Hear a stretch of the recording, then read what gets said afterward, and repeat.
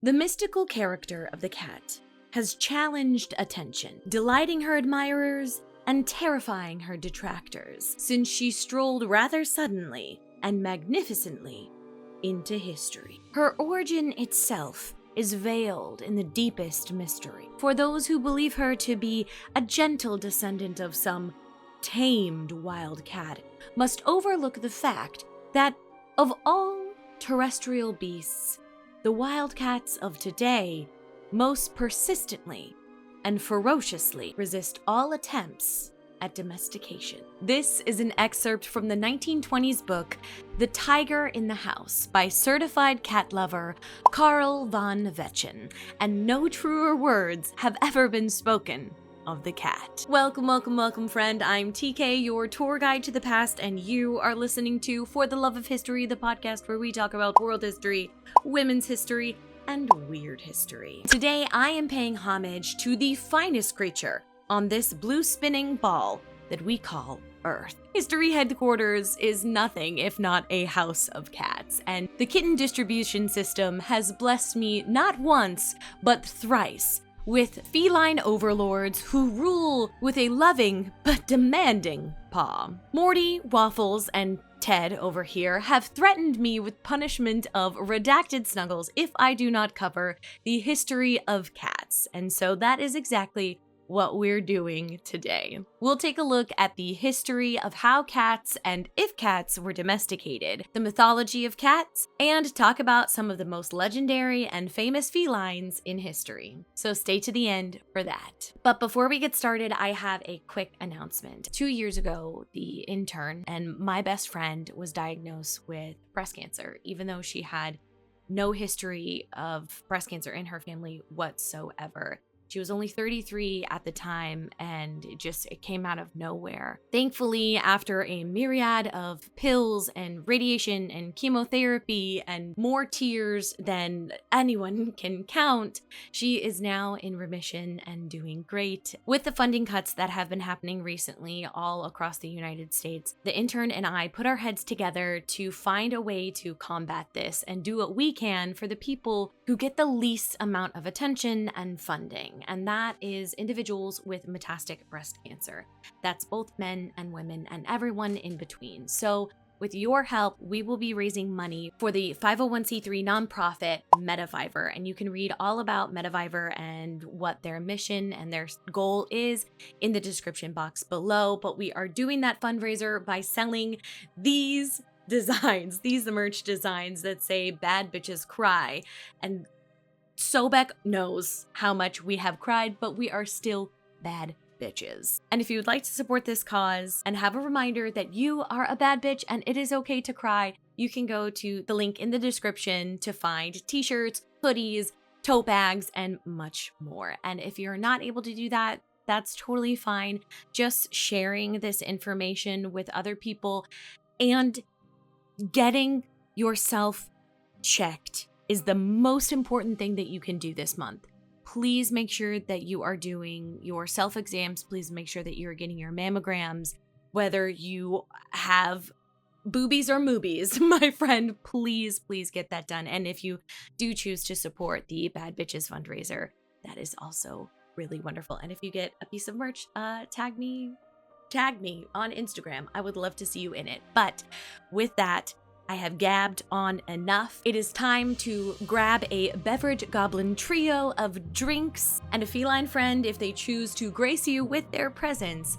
Hop in the time machine and let's get to it.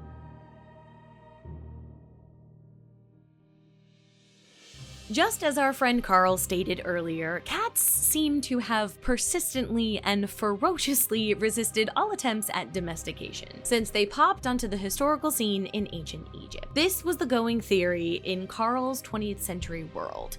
We of the 21st century are blessed with all sorts of new technology, and we can go deeper into the history and science of cats. For all of the 20th century and a good portion of the 21st century so far, it was accepted that the domestication of cats began in ancient Egypt. specifically in the New Kingdom. With all the cat art and mummies found, the link was like a no-brainer. But thanks to some cat-loving science people, a massive, decades-long study was done to track the origins of the domestic house cat. It was published relatively recently in 2017, and its findings are incredible. What was previously believed to be a 5,000-year relationship between cats and humankind turned out to be so much more. The first step in solving the domestication and origin question was to determine where the house cat came from. The science people, of which there were 29 that worked on this project, collected 979 samples of wild cat remains, including bones, teeth, and the like, from dozens of countries spanning thousands of years, and they sorted them into 5 groups. Now, allow me a quick aside to talk about taxonomic rank, and I swear to you, if you click off this episode, I will come find you, and I will force you to sit down and listen to why biology is incredibly important, okay? You don't want that now, do you? So let's listen. I promise I'm going to make it fun, okay? It's not going to be like high school. I know you're having flashbacks right now. And I will do the explanation in a British accent, just like Darwin would have done it. Imagine, if you will, a bunch of umbrellas that get smaller and smaller as you go down, like a Matryoshka doll. For the classification of taxonomic rank, you have domain as the largest category. Then you have kingdom, phylum, class, order, family, genus, and species. Isn't that nice? Your biggest umbrella is domain, and this is literally anything that has a cell with a nucleus and organelles. Then you have kingdom. This tells us, are you an animal, a vegetable, or a mineral? Not really, but basically, you got the animal kingdom and then you got the other kingdom. You know what I mean. Next, we have phylum, which is basically telling us about your bone situation. Are you a vertebrate? Are you made of jelly? Do you have an exoskeleton? Etc. Then we have class, which some of us have a hard time finding. Ayo. Bad joke. I'm sorry.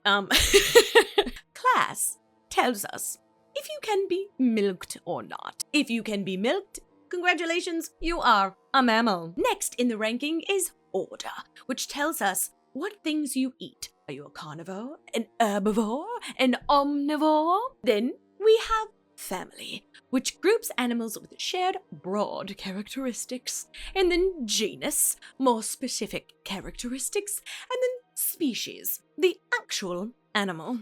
That was really hard, but I hope you enjoyed it. Anyways, that is taxonomic rank. TK, why the hell did you make us learn that? Well, in order to understand the study, we gotta understand taxonomic rank. Because we have the ancestors of domestic cats as well as domestic cats themselves right now in the world today. And that's because of taxonomic rank and evolution. Fancy words. When it comes to the common house cat, the taxonomic order goes thusly. Its kingdom is animal, its phylum is chordata, which means it has a vertebrate. A vertebrate? No, it is a vertebrate. It has a spine. Its class is Mammalia. It's a mammal. Its order is Carnivora, which means it eats meat. Its family is Felidae, F-E-L-I-D-A-E. Its genus is Felis, and its species is Catus. Now, this genus is where we want to look. This is important. Cats, the domestic house cat, evolutionarily speaking, had to have an ancestor that we could trace back to its genus. And that is exactly what the researchers did. They collected samples from the genus Felis, which includes particularly small, medium-sized cats, so not big cats like lions and tigers and cheetahs, oh my. They further broke down the genus into 5 subgroups called Felis sylvestris from Europe, Felis sylvestri from China, Felis sylvestris ornata from Central Asia, Felis sylvestris cafra from South Africa, and then Felis sylvestris libica from the Middle East. All of these little kitty babies are a type of wildcat, but there was only one that then evolved into the domestic cat. But which one was it? By using mitochondrial DNA from these 979 samples, the scientists were able to determine that the ancestors of the domestic cat did not come from Egypt, but rather 10,000 years ago. And that ancestor was Felis silvestris from the Middle East, the Fertile Crescent, pushing the timeline for cat-human friendship nearly 5,000 years back. So now we know the origin of the domestic cat does not come from Egypt, but rather the Fertile Crescent. But how in the hell did these beefy ancestors of the domestic cat become domesticated? When did we pedify these beasts? Pedify? Ooh, maybe not a great word. Strike that from the record. When did these furry little beasts become our pets? Once again, we believed that the answer lied in Egypt, but archaeological evidence has shown us otherwise. On the island country of Cyprus, a Neolithic burial was found containing skeletal remains of a human and an 8-month-old Felis silvestris libica kitten. And the thing with that, friend, is not only is this an incredibly unique find, but also Felis silvestris libica is not native to Cyprus. So that little sucker somehow journeyed from the Fertile Crescent all the way to Cyprus, which is so freaking cool. Within the burial itself, their two skeletons are 20 centimeters apart, facing one another like they're just two besties taking a forever nap together. There's no indication of damage pointing to sacrifice. However, there is some indication of somebody trying to repair a damaged limb of this kitty, so clearly it was taken care of. We'll never really know, however, how this poor kitty passed because the bones are about 9,500 years old, and they're just too far degraded to really give us cause of death. But again, it was clearly loved based on the damage that was repaired on the bone, the items in the burial, and we know that this person who was in their mid-30s when they passed away was a person of some regard, and clearly placing this little biscuit maker in the grave with them was a sign of some sort of affection, making this precious little bean the oldest fur baby in history. In lesser tear-jerking news, archaeologists also discovered the most likely reason Felis silvestris stayed around. Cats provided nothing to the Neolithic people of the Fertile Crescent. These folks were getting the hang of agriculture for like the first time in human history. They had no use for cats. Yeah, you couldn't eat them in a sustainable fashion. You couldn't get them to do labor. You ever try to get a cat to do anything? They're not doing shit. And they're completely awful candidates for domestication because they're solo hunters, they're extremely territorial, they don't really like other cats generally, and they're carnivores. And meat is not easily accessible in this time period. They contributed no services, no work towards human endeavors whatsoever. Or so we thought. The Neolithic Age was a paradise for mammals like Mus musculus domesticus, aka the house mouse. The Neolithic period was scary as well for humans, let alone a wee baby mouse, so for protection, the mice cozy up to the grain and food stores that these newfangled humans were stacking up all over the place, which was great for mice, but bad news bears for the humans because not only were mice eating on their hand, but mice also carry diseases. And in a time when you ain't got medicine, a disease, very, very bad. But our Neolithic ancestors didn't really have to worry about that for too long because cats are the smartest creatures on Earth, and they know a good gig when they see one. The indifference Felis silvestris libica had for human beings was overruled by their desire for an easy meal.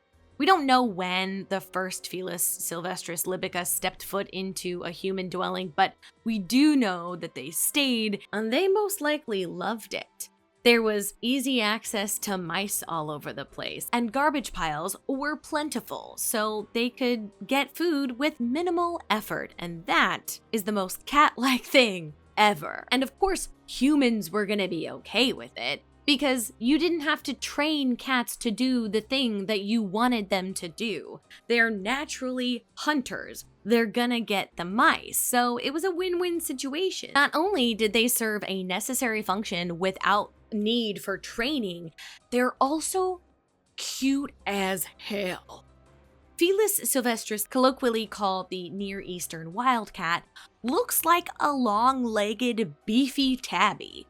They have huge eyes and little tiny baby faces, and they're so soft, and they purr. I don't know what god or demon decided cats should purr, but that was an excellent design choice, and may have contributed to the reason why humans were like, you know what?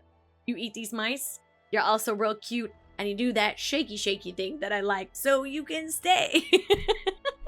Humans are biologically wired to like round-eyed, big-headed babies because that's what our offspring looks like. And when you add fur and that hypnotic purr, it's game over for us humans. Of course, we wanted to keep these magical, adorable death machines around.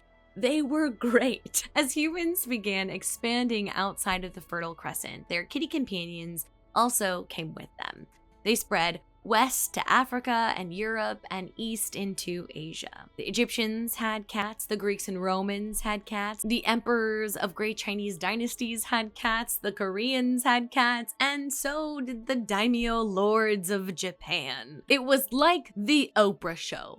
You get a cat, you get a cat, everybody gets a cat, globally. In a matter of a few thousand years, almost every corner of the world had a house cat. But when did true domestication occur? According to the Smithsonian, there is little that separates the average house cat, Felis caticus, from its brethren, Felis sylvestris. In its simplest form, to domesticate an animal means to tame it through breeding and training, to need and accept the care of humans. Studies have put the domestication of dogs at anywhere from 18 to 30,000 years ago, give or take a few thousand years. The crossover to domestication is thought to have occurred when dogs diverged from wolf ancestors and gradually began hanging around humans, who were a ready source of meat scraps. Then in the same article, Dr. Wes Warren, Associate Professor of Genetics at the Genome Institute at Washington University in St. Louis, says, quote, "We don't think that they were truly domesticated. They are simply semi-domestication. True domestication never really happened with house cats. They stayed with humans because it's a benefit for them. And there's no need to train a cat. Like I said, they come pre-trained. You don't even have to teach them how to use the litter box now. They did exactly what you needed them to do. Eat the mice, kill the vermin. As much as it pains me to say, cats are not dependent in any way upon humans. So the most likely answer to the question of are cats domesticated, it's a maybe. it's a straight up maybe. And if we do consider them domesticated, it was through nothing that we did. The cats domesticated themselves, which is canonically accurate for cats as a whole. Spanning nearly every continent in the world, the domestic cat gently pawed its way to world domination, mystifying and vexing in equal parts, which earned them a spot among the gods.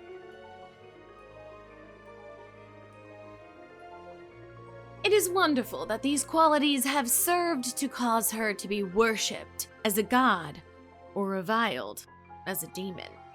Animals not infrequently play important roles in mythology and enter into the elements of religion.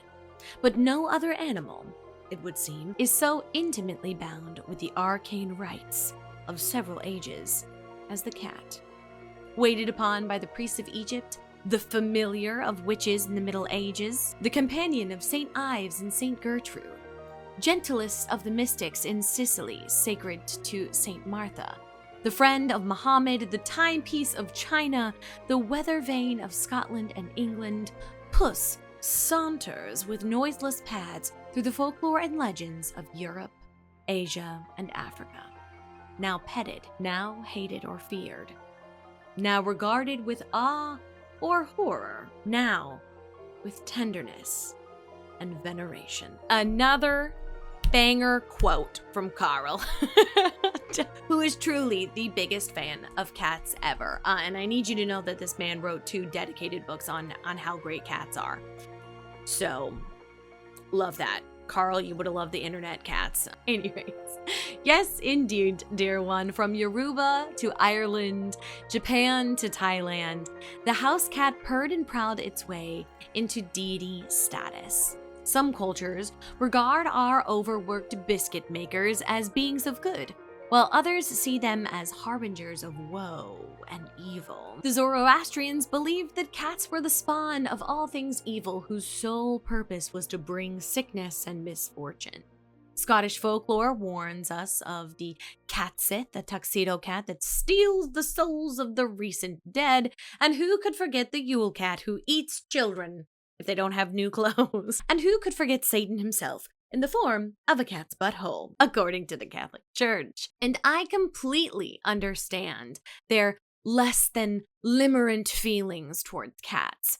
When Morty scratches our frickin' couch and Waffles yells incessantly for treats, and when Ted just does what Ted does, terrorizing the whole house, I can see Satan himself in the eyes of my beloved fur babies. At moments like these, I am sure that no single creature can cause such chaos and carnage. And yet,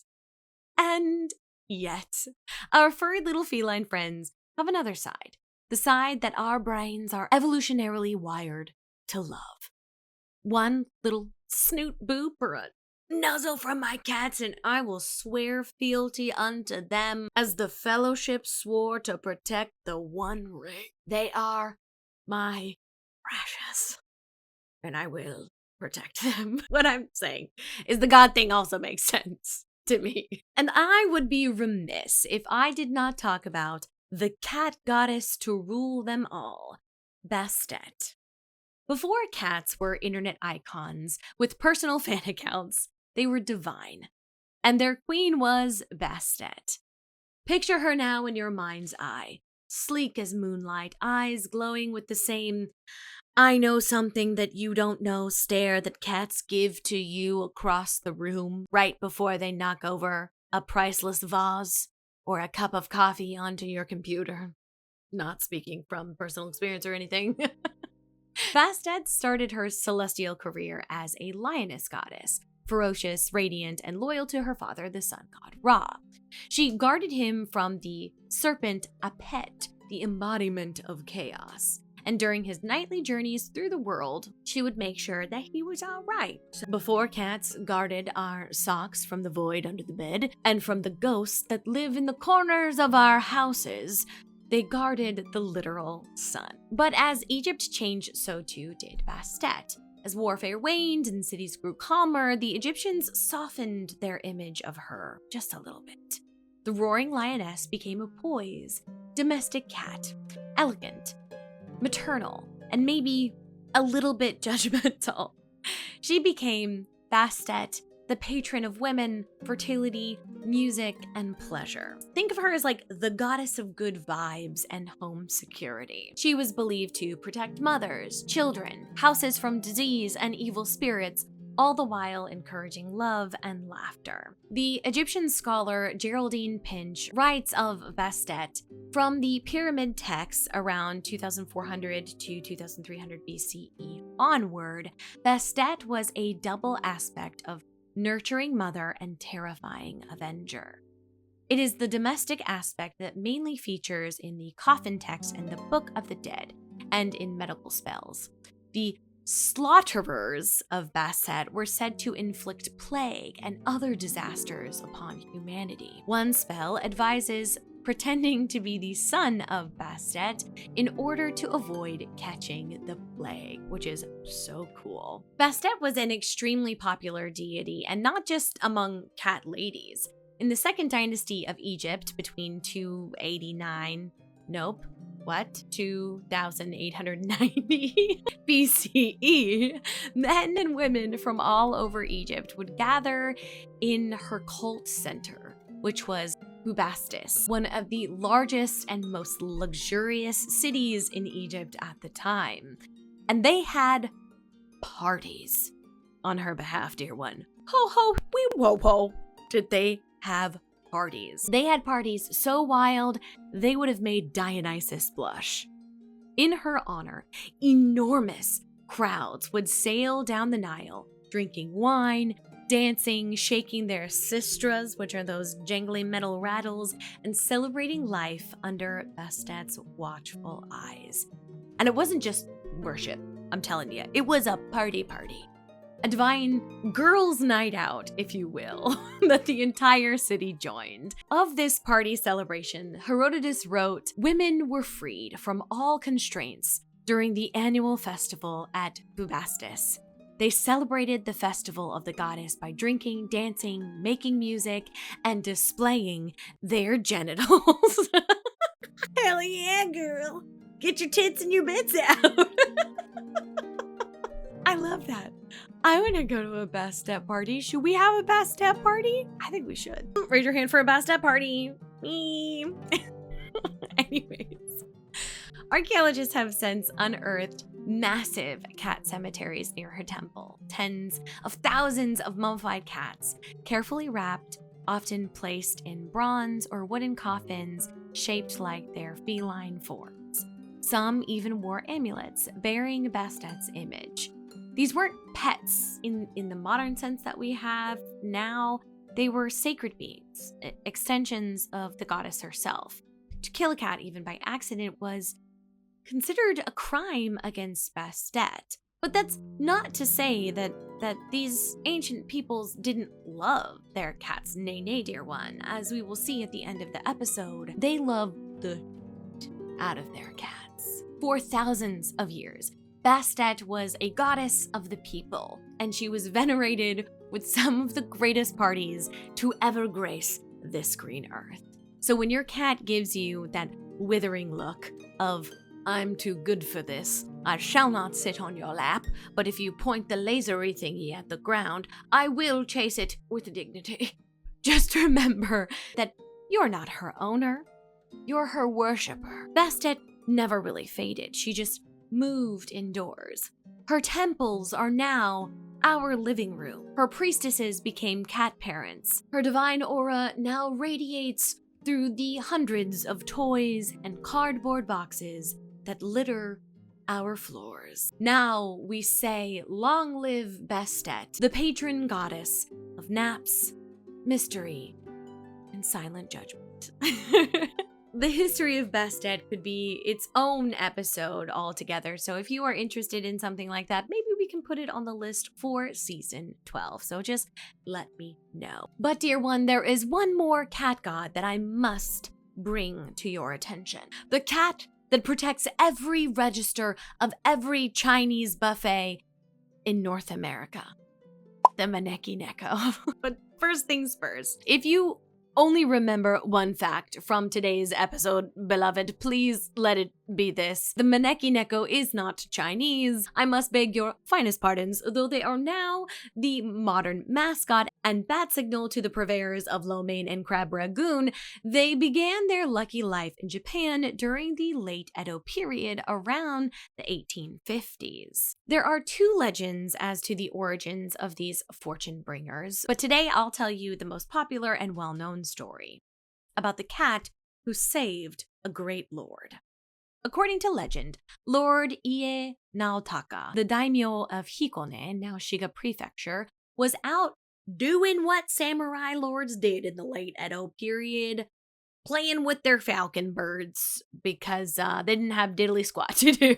Lord Naotaka was walking his lordly little hiney home when he saw a Japanese bobtail cat sitting on the steps of a rundown temple. The cat was behaving most peculiarly and seemed to be beckoning him over.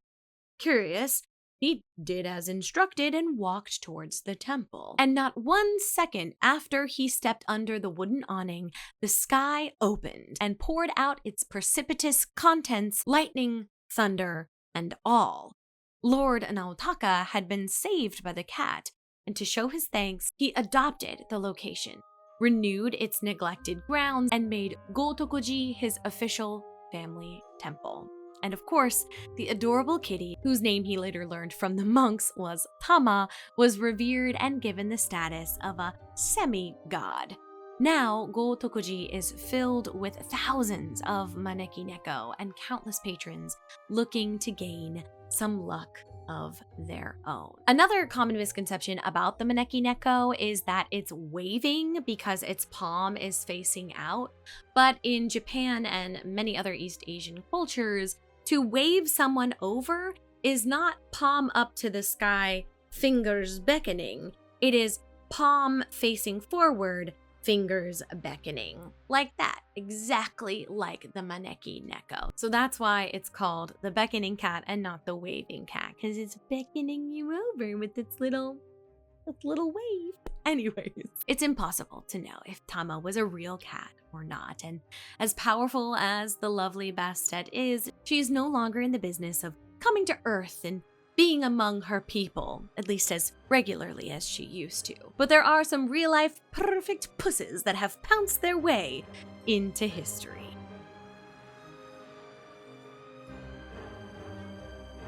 Cats loom, indeed, in the mind's eye, with the heroes of history and the characters of fiction. Carl, once again, paying homage to his favorite animal by being both poetic and correct. In a few tucked away pages in the book of history, there are paw prints in the margins. Real-life cats that have left their mark, forever remembered by those who loved them and those willing to look a little bit closer to find them once again. From inky paw prints across medieval manuscripts created by nameless fur babies, to legendary war hero cats like Unsinkable Sam, our feline friends have made their mark on history. And to finish up our episode today, I want to tell you about two of my favorite. There are many honorable mentions like Felicity the first cat in space, or Grumpy Cat, the first cat to go viral on the internet, but the two wee whiskery babies that bring a tear to my eye and a lump in my throat are Crimean Tom and the first named cat in the world. So let us begin with Crimean Tom. During the Crimean War between 1854 and 1856, the besieged port of Sebastopol was rescued by British forces in 1855. Everyone inside the port city was at the brink of starvation, having survived on mice and rats and scraps of hidden food. The inhabitants were reduced to shadows of their former selves, save for one very plump tabby. According to legend, the British soldiers thought to follow the chunky boy to see where it was getting its food from. The chubby chunker then led the soldiers to a secret stash of food left by Soviet soldiers. The food was collected and distributed to the people of the city, saving everyone's lives. One British soldier, Deputy Assistant Commissary William Garr of the Field Training Department, was so smitten with this small little boy that he took him back home to England and named the hero Crimean Tom. Tom was given a wonderfully lavish life in England until, unfortunately, he passed away on December 31st of 1856. Clearly, William loved Tom dearly and, in the Victorian fashion, had Tom stuffed in remembrance, which was not at all weird for the Victorians to do. Ever the freaking weirdos. But Tom's epic adventure continued even in death. We assume that William kept Tom until he died, and then somehow Tom made his way to Lady Compton Mackenzie, which is the most British name I have ever heard, who then brought him to Portobello Road Market in the 1950s, where he was on display for quite some time until he made it to his final resting place at the National Army Museum in London, where he is loved by all who see his sweet tabby face. He's all curled up and he's so cute. And we don't know if it's the real Crimean Tom, but one can hope.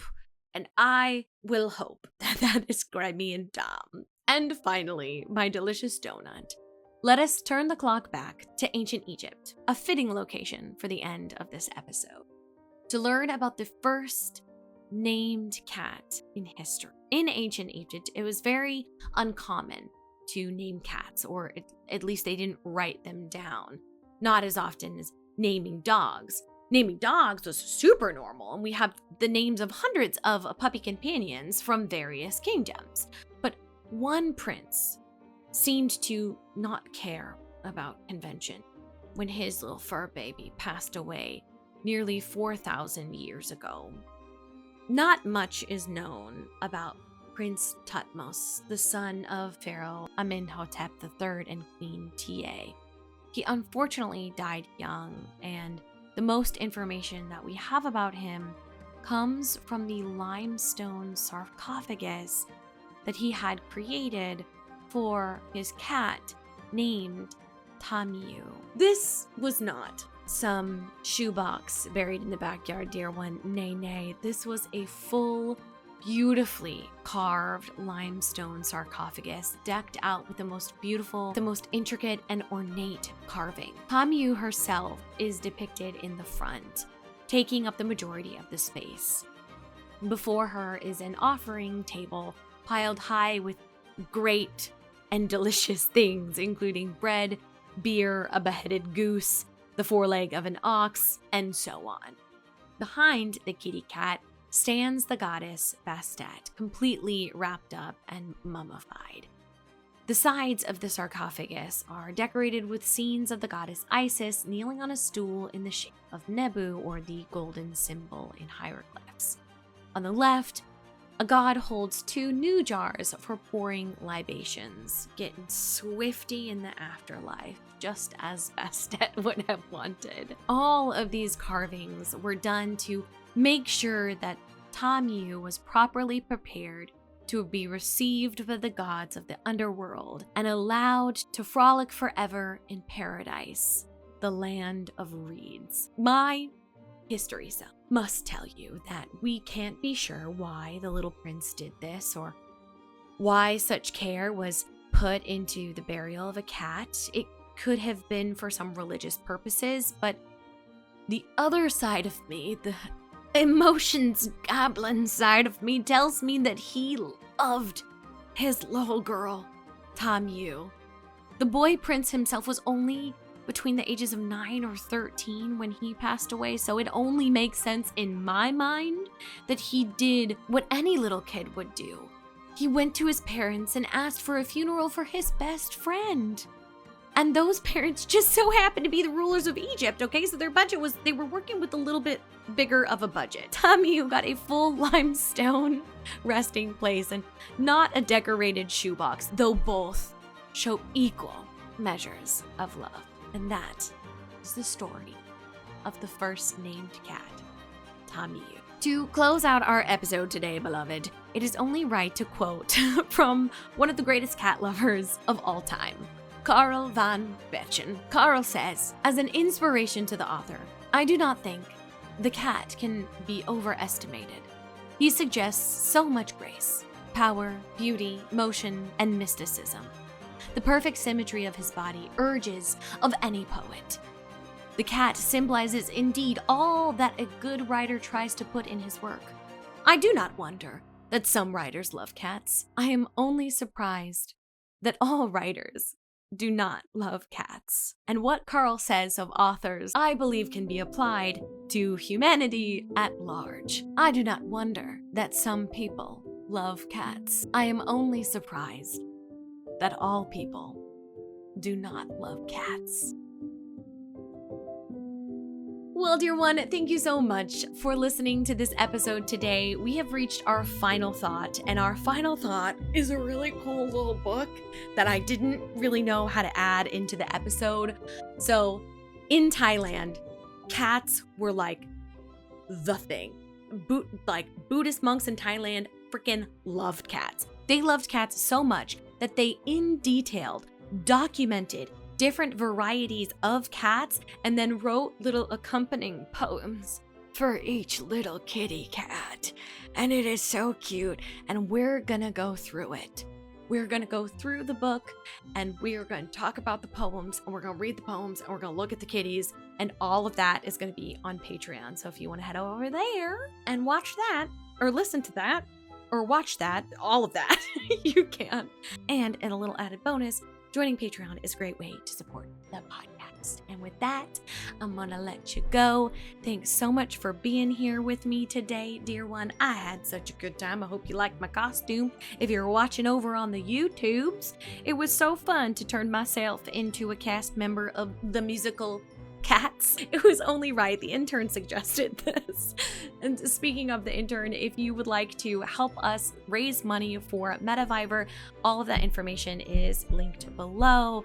If you want to support the podcast in other ways, you can like, subscribe, comment down below. Tell me the name of your precious fur baby. Tell me about your little kitty cat, and if you don't have one now, tell me about one you had in the past, or a particular large cat that you like. Any cat at all. Tell me about your kitties. I want to hear about them. And if you're listening over on your favorite podcast platform, please consider leaving a rating or review if you haven't already. Hey! Alright! Don't forget to go outside, touch some grass, drink some water. Let's do it together. Oh, delicious.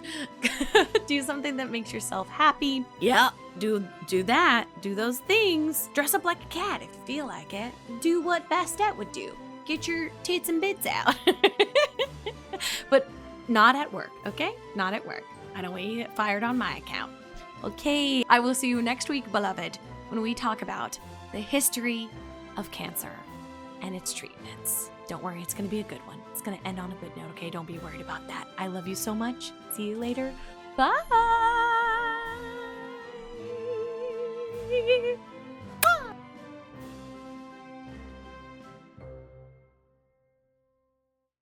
Hi. You don't want to know how late at night it is. It's 9 p.m., baby. I'm Ted. I'm a little gray tabby. Girl, who put me in charge of anything? The bigger the hair, the closer to God. Teddy, we're twins.